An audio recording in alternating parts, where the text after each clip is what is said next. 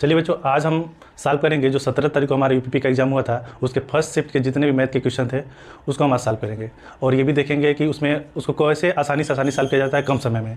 ठीक है, चलिए वीडियो को बढ़ाते हैं और पहले क्वेश्चन से स्टार्ट करते हैं। जैसे कि हमारा पहला क्वेश्चन है उसमें कि एक टोकरी में सेबों की संख्या हर मिनट दोगुनी हो रही है। यानी कि कोई टोकरी है, उसमें मान लीजिए कोई टोकरी हमारे पास है, ठीक है, और उसमें सेब हर मिनट में क्या हो रहा है, यानी कि एक मिनट में अगर एक सेब था, ठीक है, तो उसके दूसरे मिनट में 2 सेब और आ गए, ठीक है, और फिर उसके तीसरे मिनट में 4 सेब आ गए। आप समझ रहे हैं ना, यानी कि एक मिनट में क्या हो रहा है, अगर एक सेब है तो दूसरे मिनट में क्या हो गया, उससे डबल, ठीक है, और तीसरे मिनट में क्या हो रहा है, उसके डबल, ऐसे होता जा रहा है। ठीक है, तो कह रहा है कि यदि टोकरी 1 घंटे में पूरा भर जाती है, यदि टोकरी 1 घंटे में पूरा भर गया, यानी कि इसको पूरे भरने में 1 घंटे का समय लग गया, तो आधा कब था, तो अभी थोड़ा सा हम इसके पहले आएंगे। अच्छा ये बताइए कि अगर 1 घंटे में ये पूरा भर जा रहा है, ये पूरा सेबों से भर गया अगर, ठीक है, हम तो कह रहे हैं इसमें आपको पेन कॉपी की जरूरत ही नहीं है। अगर 1 घंटे में पूरा भर रहा है तो हम थोड़ा सा 1 मिनट पहले की बात करेंगे, 1 मिनट पहले की। आखिर 1 मिनट पहले कितना होगा, तो इसके पहले इसका आधा होगा, तभी तो 1 मिनट में इसका डबल हो गया। बात समझिए पहले, अगर हम 59 मिनट की बात करेंगे, 59 मिनट की, तो ये होगा यहाँ आधा तक, तभी तो यह जैसे ही 60 मिनट होगा, यानी कि 1 घंटा, तभी तो इसका डबल हो जाएगा, यानी कि 59 मिनट में क्या होगा, टोकरी आधा होगा। आपको इसमें कोई पेन कॉपी की जरूरत नहीं, आप डायरेक्ट इसको ऐसे ही बता सकते हैं कि 59 मिनट में टोकरी कब कितनी होगी, आधी भरी होगी। ठीक है, चलिए हम दूसरे क्वेश्चन को अब देखते हैं। चलिए अगला क्वेश्चन को हम देखते हैं। जैसे क्या कह रहा है अगले क्वेश्चन में, 2 संख्याएं 13:9 के अनुपात में है। 2 संख्या कैसे हैं, 13:9 के अनुपात में है। यदि उनका एचसीएफ दे दिया है 13, तो बड़ी संख्या ज्ञात कीजिए। अच्छा ये बताइए कि 2 संख्या कैसी हैं, दोनों संख्याएं 13, रेशियो हमारे कितने हैं, 9, ठीक है, 13:9 में है, और कह रहा है उनका एचसीएफ कितना है, 13। तो पहले ये बताइए, अगर हम इसको x के टर्म में ले लें, x के टर्म में ले लें, तो ये हो जाएगा 13x और ये रेशियो हो जाएगा 9x। अभी एचसीएफ की हम जब बात करेंगे, एचसीएफ, ठीक है, तो अब अगर हम यहाँ से एचसीएफ देखें कितना होगा, तो एचसीएफ क्या होता है, जो चीज़ें कॉमन होती हैं, जो भी हमारा टर्म है जो कॉमन हो, तो इन दोनों में आखिर कॉमन क्या है, कॉमन हमको एक ही चीज़ दिख रहा है, क्या है, x। हमको क्या दिखा है, x, और ये पहले से दिया भी है, कितना, पहले से दिया है 13, यानी कि x का ही जो वैल्यू है वह 13 है, x का ही जो वैल्यू है क्या है, 13 है, तो बड़ी संख्या ज्ञात कीजिए। तो अच्छा ये बताइए इसमें बड़ा कौन होगा, 13x होगा या 9x होगा, तो हमारा जाहिर सी बात है दिखाई दे रहा है 13x होगा, यानी जो बड़ी संख्या होगी हमारी, बड़ी संख्या वो क्या हो जाएगी, 13x, और अभी x का वैल्यू कितना है, 13, तो 13 और इंटू 13, यानी ये हो जाएगा 169 इसका आंसर। ठीक है, इसको भी हम आसानी से कर सकते हैं। ठीक है, चलिए हम अगले क्वेश्चन को देखते हैं थोड़ा। चलिए हम अगले क्वेश्चन को सॉल्व करते हैं। क्या कह रहा है, रोहन तथा सोहन का जो वेतन है 2:3 के अनुपात में है। यदि प्रत्येक के वेतन में 2000 की वृद्धि कर दी जाती है, तो नया वेतन कितना हो गया, 40:57 के अनुपात में। तो सोहन का वर्तमान वेतन क्या है, तो अगर हम बात करें, इसमें 2 लोग हैं, एक है हमारा रोहन और एक है हमारा सोहन। ठीक है, इनका जो रेशियो है वेतन का वो है 2:3 का। ठीक है, अगर हम इसको x के टर्म में ले लेते हो जाएगा 2x और रेशियो 3x। ठीक है, तो कह रहा है कि अगर रोहन के जो वेतन है उसमें भी 2000 की वृद्धि कर दी जाए और सोहन का जो वेतन है उसमें भी 2000 की वृद्धि कर दी जाए, तो इनका जो रेशियो है नया वेतन का अनुपात कितना हो जाए, 40:57 का हो जाता है। आप समझ में आ रहा होगा आप लोगों को कि पहले रोहन और सोहन का जो वेतन है 2:3 के अनुपात में है, लेकिन अगर उनके रेशियो में क्या किया जाता है, उनके वेतन में 2000 की वृद्धि कर दी जाए दोनों के वेतन में, तो उनका नया जो अनुपात हो जा रहा है 40:57 हो गया। ठीक है, तो कह रहा है कि आखिर सोहन का वेतन कितना है, तो चलिए हम पहले x का वैल्यू फाइंड कर लें, तभी तो 3x फाइंड करेंगे। तो यहाँ पर हम देखेंगे कि इसको यहाँ मल्टीप्लाई करते हैं, आपको पता होगा यहाँ ये फ्रैक्शन में क्रॉस मल्टीप्लाई होता है। ठीक है, तो 4 3 कितना हो गया, 120, और x भी इसमें है, और 4 2 कितना होता है, 8, यानी कि यहाँ पे 3 0 1 4 0, कितना जीरो हो गया हमारे पास, 4 0। ठीक है, चलिए इसका मल्टीप्लाई इधर करके इधर लिख देते हैं, कितना हो गया, 57 2 कितना होता है, 114x। ठीक है, और ये भी वही है 2 ही है, तो ये भी हो जाएगा 114, और इसमें 3 0 हैं। ठीक है, चलिए x को हम एक तरफ कर ले रहे हैं, 120 में से 114 गया, 6x बच गया हमारे पास। ठीक है, सिंपल सी है, और ये 114 में से अगर 80 जाएगा, 114 में से 80, तो 20 इधर बचा, 30 और 4 34, यानी हमारे पास बच गया 34, 3 0 इधर है, 3 0 इधर, ये 80 में से घटाते हैं तो कितना बच गया, 34,000। ठीक है, यानी x का वैल्यू अगर हमको देखें तो क्या हो जाएगा, 3 4 3 0 इसमें आ गया, और ये 6 देखिए 2 से कट जाएगा आसानी से, काट भी सकते हैं, नहीं भी काटें, डायरेक्ट रख दे रहे हैं हम। ठीक है, हम डायरेक्ट क्या करेंगे, सोहन का रख दे रहे हैं, यानी सोहन का जो है कहना है 3x, तो 3 और x का जो वैल्यू अभी हम फाइंड किया कितना, 34। ठीक है, और नीचे क्या है हमारा 6, तो 3 2 कितना होता है 6, और 2 से इसको काटेंगे तो कितना दिखाई दे रहा है, 17,000, और यही क्या है, सोहन का क्या हमारा वेतन है। ठीक है, तो वर्तमान वेतन सोहन का कितना है, 17,000 है। ठीक है, चलिए हम अगले क्वेश्चन की बात करें। क्या कर रहा है, एक स्कूल में 20% छात्र 10 वर्ष से कम आयु के हैं, ठीक है, और 10 वर्ष से अधिक आयु के छात्रों की संख्या 10 वर्ष के आयु के छात्रों की संख्या जो कि 48 दिया है उसका 2/3 है। यानी कि आप समझिए इस बात को, इसमें 3 टाइप के छात्र हैं। एक तो है जो 10 वर्ष के हैं, एक उनसे 10 वर्ष से कम, और एक है 10 वर्ष से अधिक। यानी कि आपको 3 भागों में इसको करना पड़ेगा। एक तो हमारे 10 वर्ष वाले जो है, ठीक है, और एक जो है 10 वर्ष से कम, और एक है 10 वर्ष से अधिक। यानी कि 3 टाइप के उस स्कूल में छात्र हैं। एक 10 वर्ष के हैं, 10 वर्ष से कम भी वाले भी हैं, 10 वर्ष से अधिक वाले भी हैं, ठीक है। ये कह रहा है कि 10 वर्ष से जो कम है वो 20% है। कितने हैं? 20%। 10% से जो कम है वो कितने हैं? 20% है। 10 वर्ष की आयु से अधिक, ठीक है, जो छात्र हैं वो 10 वर्ष के जो छात्र हैं, यानी कि जो कि 48 है, ये सीधा सीधा दिया है कि ये 48 है भाई, ठीक है। यह सीधा सीधा हमारे दे दिया है कि 10 वर्ष के जो आयु वाले छात्र हैं वो कितना है? 48 है। तो इसका 2/3 कौन है? 10 वर्ष से अधिक वाले। यानी कि 2/3 किसका? 48 का। यह कौन है? 10 वर्ष से अधिक वाले हैं। ये भी तो आपको पता चल गया ना। देखिए 16 3 48 और 16 दूनी 32, ये भी हमको पता चल गया सीधा सीधा। यानी कि 48 इधर पता चल गया और 10 वर्ष से अधिक वाले कितने हो गए? 32 हो गए, ठीक है।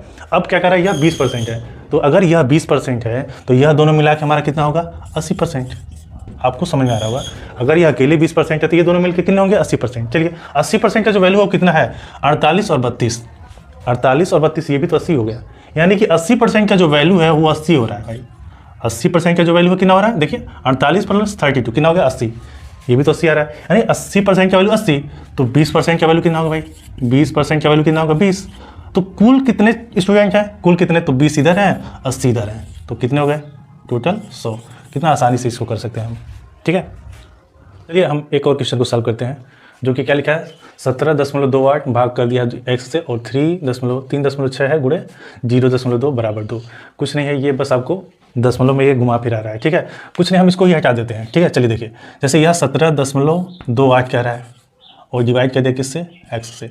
हम इसको हटा देकर इधर कर देना। ये दोनों टर्म अगर इधर डिवाइड इधर आएगा तो मल्टीप्लाई हो जाएगा, तो यानी 2 और गुणे हो जाएगा 3.6 गुणे 0.2, ठीक है।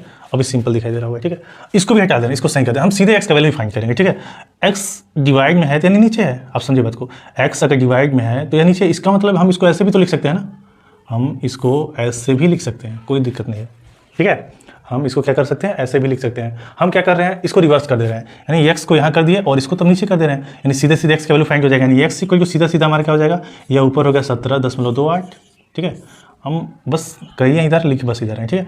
और ये सीधे सीधे आ जाएगा हमारा नीचे, यानी हम इसको मल्टीप्लाई भी कर देना। 36 दूनी 72 और 72 दूनी होता है हमारा 144, है कि नहीं। 72 दूनी होता है 144। लेकिन हम पॉइंट का तो ध्यान ही नहीं दिए। एक नंबर इधर आ गया, एक नंबर और इधर आ गया, यानी 2 नंबर इधर इसमें आ गए, ठीक है।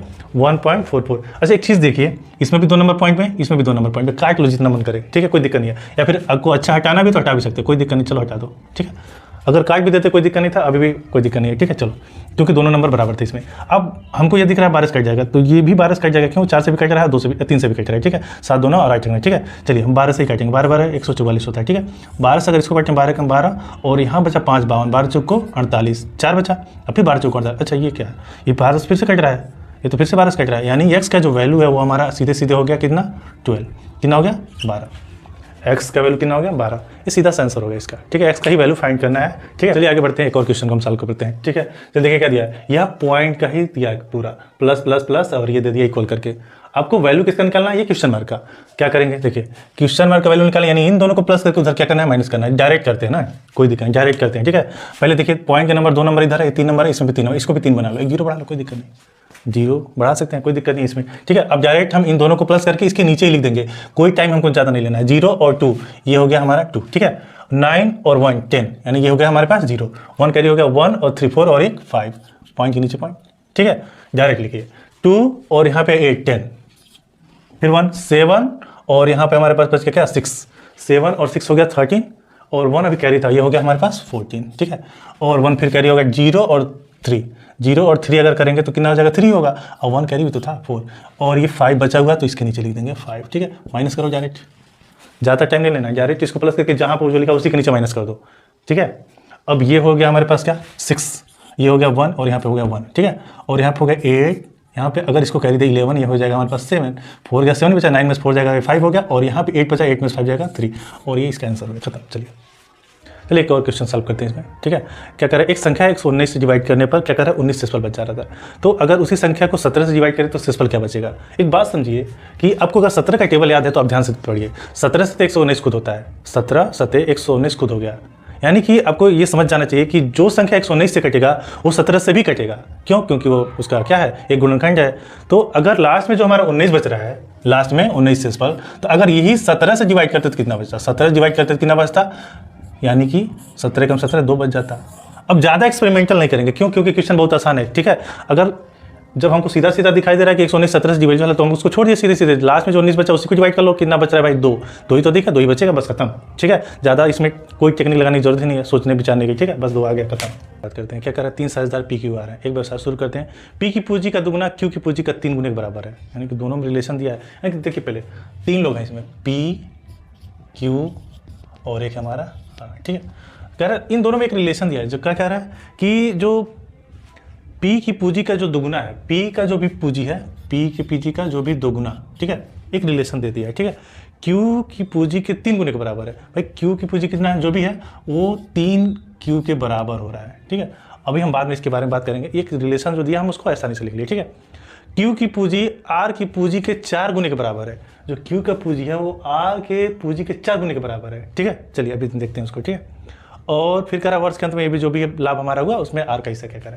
अभी ये बताइए, एक रिलेशन इसमें भी दिया है कि आर जो क्यू का पूंजी है वो आर के पूंजी का कितना है भाई, 4 गुना है, ठीक है। अच्छा हम इसको मान लेते हैं x है, तो ये कितना हो जाएगा 4x। सिंपल सी बात है, अगर 4 गुना कर रहा है तो 4x हो गया, ठीक है। अगर इसको हम x मान लेते 4 गुना 4x, इन दोनों में एक रिलेशन दिया, तो हम इसका p का वैल्यू निकालते हैं यहाँ से। p का वैल्यू तो हो जाएगा 3/2q, दिखाई दे रहा है कि नहीं। और q का वैल्यू हमको पहले से पता है 4x, 3/2 और ये कितना है 4x, 2 2 जा 4 और 3 2 जा 6, यानी 6 है। ये किसका वैल्यू है, p का वैल्यू है भाई। अगर आपको ये दिक्कत ना हो समझ में आने में, तो देखिए क्या करें, p और q में एक रिलेशन दिया है कि p का दुगुना, ठीक है, q के तिगुने के बराबर है। आपको दिखाई दे रहा होगा, ठीक है। चलिए क्वेश्चन में तो हम ये बराबर कर दिए, बाकी इसका वैल्यू दिया था हम यहाँ से उठा के यहाँ रख दिए, इसका भी वैल्यू पता चल गया, ठीक है। चलिए अब क्या क्या रहा है कि अगर टोटल वर्ष के अंत में 27,500, वर्ष के अंत में कितना है पूरा लाभ 27,500, तो आर का हिस्सा, अच्छा भाई छोड़िए सब बातें, आर का हिस्सा कितना भाई x, ठीक है। आर का हिस्सा कितना है x, टोटल कितने हैं 6 4 10 1 11, कितना है 11x, वैल्यू कितना भाई पूरे एक साल का 27,500, ठीक है। तो ये तो ऐसे कट गया x का, उसी का आर का ये भाग है, आर का ही, ठीक है। तो यानी कि सिंपल हमको दिख रहा है क्या, 11 से डिवाइड करना है इसको, तो 11 दूनी हो गया 22, 5 11 25 55 और 2 0, यानी कि आर का वैल्यू जो होगा, आर का जो भी हिस्सा होगा वो कितना होगा 2500। बहुत आसानी से कर सकते हैं, कोई दिक्कत नहीं इसमें, बस एक बात समझने की जरूरत है आपको। चलिए हम अगले क्वेश्चन की बात करें। कह रहे हैं 6 संख्याओं का औसत 3.675 है, ठीक है। उनमें से 2 संख्याओं का औसत 3.2 है, जबकि अन्य 2 संख्याओं का औसत 3.55 है। तो कह रहा है शेष जो 2 अन्य संख्याएं बच गई हैं उनका औसत क्या होगा। यानी अब एक बात समझिए, टोटल कितनी संख्याएं हैं 6, ठीक है। अब उसमें से 2 संख्याओं का औसत दे दिया, जो भी दिया है, ठीक है। कितना दिया भाई 3 कितना है हमारे पास 5 5 1 दे दिया है 3.2, तो इनका दिया 3.2, एक मान लेते हैं, ये इसका दे दिया 2 संख्याओं का औसत 3.55। अब कह रहा है जो तीसरी वाली 2 संख्याएं हैं उनका औसत कितना होगा, जो भी है अभी हमको पता नहीं, बाद में पता कर लेंगे, ठीक है। अभी 6 संख्या इनका औसत कितना है भाई, 6 संख्याओं का औसत दे दिया है 3.75। अब बात समझिए, 6 संख्याओं का औसत, फिर उसमें से 2 संख्याओं का औसत, 2 संख्याओं का औसत, अब 2 संख्या जो बच गई उसका औसत। हम क्या करेंगे, 6 संख्याओं का योगफल निकाल रहे हैं, उसमें से 2 संख्याएं इधर मिल गई हमको, इनका योगफल, 2 संख्याएं इनका योगफल, और बाकी जो इन दोनों का अगर इसमें से माइनस करते हैं तो बाकी 2 संख्याओं का योगफल। जब हमको योगफल मिल जाएगा तो 2 से डिवाइड करके हमको इसका औसत भी निकाल लेंगे। चलिए वही काम करेंगे, ठीक है, डायरेक्ट करेंगे। तो 6 संख्याओं का योगफल अगर निकालेंगे यहाँ पे, तो ये हो जाएगा 6 5 30 और 7 6 42 3 45, ठीक है। 4 बचा, 6 3 18 4 22, और ये पॉइंट 2 नंबर है तो यहाँ पॉइंट लगा दिए, ये इनका योगफल हो गया, ठीक है। चलिए ऐसे ही 2 संख्याओं का यहाँ पर योगफल निकालें तो 32 दूनी होता है हमारे पास 64, सीधी सी बात है, कोई दिक्कत नहीं इसमें, 64 यहाँ पॉइंट लग गया, ठीक है। 32 दूनी 64, ठीक है। और ये हमारे पास हो गया हमारे कितना, इन दोनों संख्याओं का जो योगफल निकालेंगे तो 2 संख्याओं का जो औसत दिया है तो क्या होगा 355, 710, यानी 710 का मतलब क्या, पॉइंट लगाना है 2 नंबर पे, यानी कि 7 और देखिए हम इसको क्या करेंगे, बराबर कर देंगे, ये पॉइंट के 2 नंबर इधर, पॉइंट के 2 नंबर इधर। अब इन दोनों संख्याओं, यानी कि 2 संख्या इधर है, 2 संख्या इधर, 4 संख्याएं हो गई। अगर 6 संख्याओं में से इन 2 संख्याओं का 4 संख्याओं का योगफल निकालेंगे तो किसका योगफल बचेगा, इसका, ये तो बचेगा हमारे पास। 2 संख्याओं का योगफल माइनस करिए, दोनों को प्लस करके यहाँ डायरेक्ट यहीं नीचे लिख दीजिए, कोई दिक्कत नहीं है। 40 और 10 कितना हो गया 50, ठीक है। और 6 और 7 कितना हो गया 13, माइनस करेंगे, ये तो खत्म है। 22 में से अगर 13 घटा दीजिए, 22 में से 13 घटा है कितना बचा भाई, 22 में से 13 कितना बचा, नहीं तो बचा 9, 22 13 और 9 22 होता है, तो ये बच गया हमारे पास 9 टोटल। अच्छा ये जो 9 है वह दो संख्याओं का क्या है भाई, योगफल है। ये जो 9 है वो दो संख्याओं का क्या है, योगफल है। तो हमको तो औसत निकालना है, तो योगफल दो संख्या है तो भाई 2 से डिवाइड करो, ये 4 दशमलव कितना आ गया 5, यही तो हमारा क्या हो जाएगा 4.5 इसका औसत आ जाएगा। बस कर दिए खत्म। चलिए एक अगले क्वेश्चन को हम देखते हैं क्या कर रहा है। एक वस्तु को निश्चित कीमत पर बेची जाती है, अगर उस वस्तु को 2/3 पर बेचते हैं तो 10% के व्यक्ति को हानि होती है, तो आखिर मूल कीमत पे जब बेचा जाएगा तो लाभ प्रतिशत कितना होगा, यानी कितने परसेंट का लाभ होगा। अब बात समझिए, कह रहा है कि 2/3 का मतलब, अच्छा एक चीज़ पहले आप समझिए कि किसी वस्तु को 2/3 को ऊपर बेच रहे हैं, 2/3 तो मूल यानी कि जितना है उतने बेचने का मतलब क्या। आप एक फ्रैक्शन पढ़े होंगे छोटे क्लास में, क्या कहता था ऐसे, एक 3 डब्बे बना देते थे लोग ऐसे, ठीक है। कहते थे अगर 2 को कलर कर दिए तो कितना है, तो ये कहते थे 2 कलर है और टोटल है 3, यानी 2/3 है। तो आप वही समझिए ना इसको कि पूरा तब कितना होगा, पूरा कितना होगा भाई 3/3। अगर इसको भी कलर कर दिए तो 3/3 होगा, यानी कि 2/3 यानी पूरा कब होगा 3/3, यानी हमको वैल्यू निकालना है किसका 3/3 का, ठीक है। आप यहाँ से इसको क्लियर समझ लिए पहले, ठीक है। तो अगर 2/3 पे बेच रहे हैं तो उसको 10% क्या हो रहा है, हानि हो रहा है। हम 10% नहीं लिखने वाले हैं यहाँ पे, 10% की हानि हो रही है, यानी इसको कितना कीमत मिला 90% मिला ना, 10% का हानि हुआ यानी 90% उसको मिल रहा है। 2/3 पर बेचने पर उसको 90% उसका मिल रहा है। तो अगर 1/3 का हम वैल्यू निकालें 1/3 पर, तो 2 कहाँ चला जाएगा, कितना चला जाएगा, डिवाइड हो जाएगा, नहीं हो गया 45%, ठीक है। लेकिन हमको इसका वैल्यू थोड़ी निकालना है, हमको तो पूरे का निकालना है ना, जो मूल कीमत है उसका, यानी कितना 3/3, तो 3/3 का जो वैल्यू होगा क्या हो जाएगा, मल्टीप्लाई हो जाएगा 45 गुणे कितना 3, और 45 गुणे 3 होता है 135, 135%। लाभ कितना हुआ, लाभ हमको सीधा सीधा दिखाई दे रहा है कितना परसेंट का लाभ हुआ, 35% का लाभ हो रहा है इसका मतलब, ठीक है। नेक्स्ट क्वेश्चन की हम बात करेंगे, क्या कर रहा है कि 26, 20, 14, 8 ऐसे अगर कोई सीरीज है तो उसका 21वां वाला पद कौन सा होगा। चलिए इसका हम एक फार्मूला जानते हैं, जो हाई स्कूल इंटर जो भी पढ़ते हैं हम लोग, क्या पढ़ते हैं, जो an होता है वो क्या होता है a+n-1 इंटू डी। अब इसको बारे में हमको पता भी तो होना चाहिए क्या कौन सा क्या चीज़ है। an मतलब जो भी टर्म कर रहा है, ठीक है। a का मतलब होता है फर्स्ट टर्म, यानी कि पहला जो पद है वो कितना है। n का मतलब जो भी टोटल दिया रहता है, जो भी पद पूछता है हमारा वो। और d का मतलब होता है सर्वांतर, सर्वांतर का मतलब ये होता है d का वैल्यू हम किसी भी अगले पद में से पिछला पद माइनस कर देंगे तो वो d ही मिलेगा, ठीक है। चलिए हम इसमें रखना स्टार्ट करते हैं। तो हमको क्या निकालना है, a 21 वाला टर्म, ठीक है। a का वैल्यू कितना है 26 प्लस n का मतलब 21 में से अगर 1 कम कर देंगे तो ये बचेगा 20, और d का वैल्यू जो हमारा कितना है, d का वैल्यू 20 में से अगर 26 घटाएंगे तो कितना बचा -6, ठीक है। तो ये हो जाएगा 26, और ये प्लस और माइनस का मल्टीप्लाई करेंगे तो माइनस ही होगा, 20 छके कितना हो जाता है 120। अगर 120 में से हम 20 माइनस करते हैं तो बचेगा 100, लेकिन 6 और है, 6 और माइनस करेंगे तो बचेगा -94 यानी 94, ये इसका 21वां वाला पद होगा, ठीक है। चलिए नेक्स्ट क्वेश्चन की हम बात करेंगे कि क्या कह रहा है कि एक वृत्ताकार मैदान का क्षेत्रफल दिया है 13.86 हेक्टेयर। आप इसको थोड़ा सा ध्यान से देखें तो ये हेक्टेयर में दिया हुआ है, और थोड़ा सा और ध्यान से देखेंगे तो इसके क्वेश्चन के नीचे लिखा है 1 हेक्टेयर बराबर 10,000 वर्ग मीटर। ये आपको पता भी होना चाहिए, और दे दिया तो और अच्छी बात है, ठीक है। 10,000 हेक्टेयर। पहले हम देखिए एरिया दिया है, एरिया कितना दे दिया है 13.86 हेक्टेयर। चलिए हम इसको मीटर में निकालना है, तो 13.86 गुणे कितना करेंगे 10,000, क्यों 10,000 क्यों करेंगे भाई, ये मीटर स्क्वायर में चेंज करने के लिए। तो ये हो जाएगा हमारा 13 और ये 8 कर दिए हम, और देखिए 2 जीरो इधर चला गया, 2 जीरो और बच गया, यानी 0 ये हो गया मीटर स्क्वायर। अच्छा ये वृत्ताकार मैदान है, कैसा मैदान है वृत्ताकार, तो वृत्त का जो क्षेत्रफल होता है वो कितना होता है πr² होता है। ये हम बाद में भी देखेंगे क्या पूछ रहा है, ठीक है। अब आगे ये कह रहा है कि 3.2 प्रति मीटर की दर से इसकी बाड़ लगाने की लागत ज्ञात कीजिए। अब बाड़ लगाने का मतलब क्या होता है, अच्छा जो मैदान है वो कैसा भाई, वो वृत्ताकार है, बाड़ कहाँ लगाएंगे, किनारे किनारे लगाएंगे, फेंसिंग कहाँ होता है, किनारे किनारे ही होता है, ठीक है। यानी ये चीज़ ये हमको निकालना पड़ेगा। तो ये होता क्या है, आखिर ये होता क्या भाई, ये क्या होता है, वृत्त का परिधि होता है, तो परिधि हमको निकालना है। तो परिधि निकालना है तो उसका फार्मूला क्या होता है 2πr। तो r का वैल्यू तो पता ही नहीं है, तो r का वैल्यू हम यहाँ से निकाल लेंगे, तभी तो 2πr का वैल्यू निकाल पाएंगे। तो हम r का वैल्यू यहाँ से निकालेंगे, तो r² जो होगा वो क्या हो जाएगा 22/7, तो ये 7 से ऊपर गुणा हो गया, और ये बच गया 13, 8, 6, 2, 0, और 22 से कहाँ चला गया, नीचे डिवाइड हो गया, 22/7 ही तो होता है, ठीक है। तो ये हम देख रहे हैं कि यह 11 से कट जाएगा, 11 दूनी 22, ठीक है, और 11 कम 11, और यहाँ हमारा बचेगा 2, 28, 11 दूनी 22, 11 छके 66, और 0, 0। अभी ये 2 से भी कट रहा है, तो ये बचेगा 2 छके 12, ठीक है, और 2 3 6 0 0, ठीक है, ये नीचे पूरा कट गया।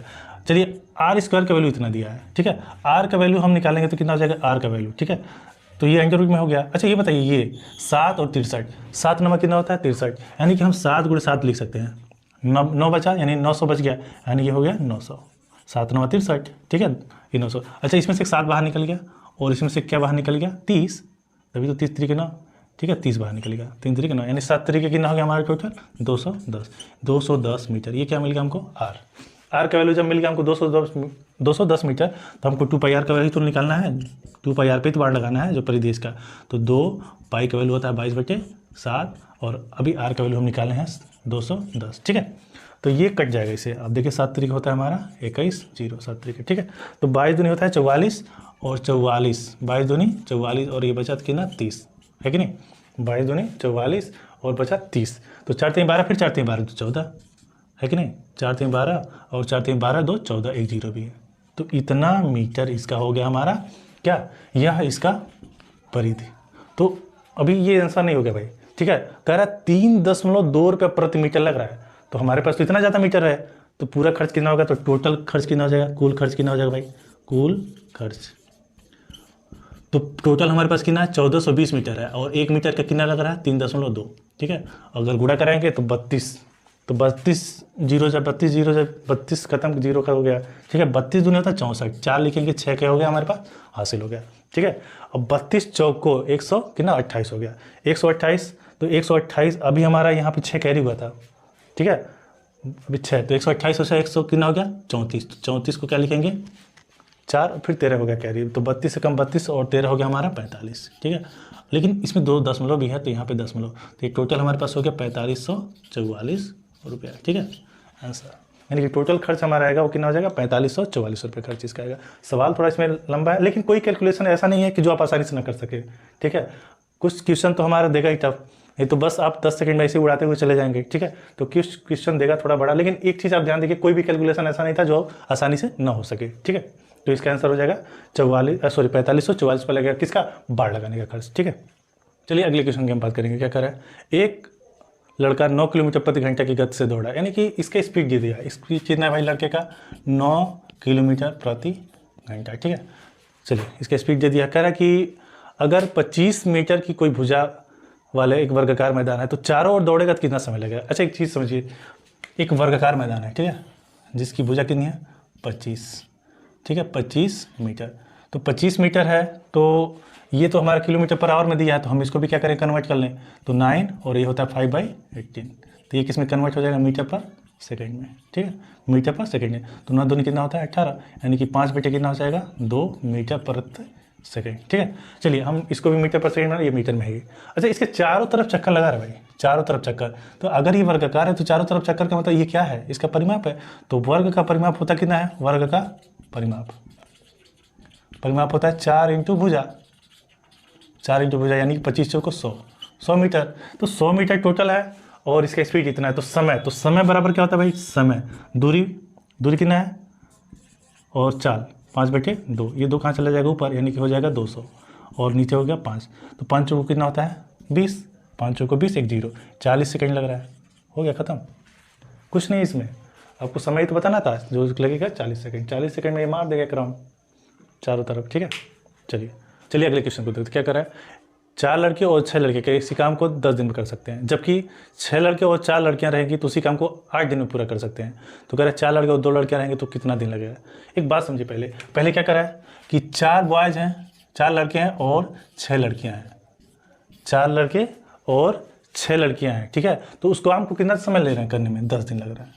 लेकिन उसी काम को, ठीक है, उसी काम को 6 लड़के और 4 लड़कियां कर रही हैं। जब 6 लड़के हो गए और 4 लड़कियां हो गई तो कितना समय लग रहा है, 8 ही दिन लग रहा है, यानी कि काम तो बराबर ही होगा ना भाई। ये काम वही चीज़ है और ये काम भी तो वही है, यानी ये दोनों काम कैसे हैं, बराबर होंगे, ठीक है। आपको एक चीज़ दिमाग में हमेशा रखना है, ये वही काम हो रहा है और यहाँ पर भी वही काम हो रहा है, तो यानी दोनों काम क्या है, बराबर ही हैं।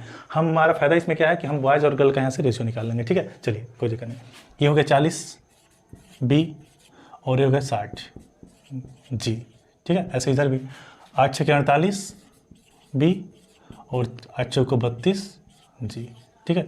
तो हम बी को एक तरफ जी को एक तरफ कर ले रहे हैं, ठीक है। 48, चलिए हम इसको इधर कर दे रहे हैं, तो ये 48 बी में से 40 जाएगा तो कितना बचेगा 8 बी, तब इसको हम इधर कर रहे हैं, तो 60 में जी में से और 32 जी का तो बचेगा 28 जी, है कि नहीं, है ना। तो b बाई अगर g हम निकाल रहे हैं b बाई g, तो 8 को इधर करेंगे तो 28 बटे कितना हो जाएगा, 8 हो जाएगा, ठीक है। और ये 4 से कटता है, 4 सत्ते 28, 4 दूनी 8, ये हमको दिखाई दे रहा है, ठीक है। हमको दोनों का रेशियो पता चल गया। अच्छा, कुल टोटल काम चाहे इसको निकालना है चाहे इसको निकालना है, ठीक है। चलिए किसी को निकाल लेना है, हम अगर इसी में इसका वैल्यू रख दे रहे हैं, इसी में, ठीक है, थोड़ा सा ध्यान से देखेंगे। b की जगह 7 रख रहे हैं, 7 छः कितना हो गया 42, ठीक है। और g की जगह क्या रख रहे हैं 2 रख रहे हैं, तो 4 दूनी 8, ठीक है। और गुणा कितने से करना है 8 से, तो 42 8 होता है 50, 50 बटे कितना होता है 5 बटे 40, यानी कि 400, यानी टोटल काम कितना है 400, ठीक है। टोटल काम कितना है 400 है, ठीक है।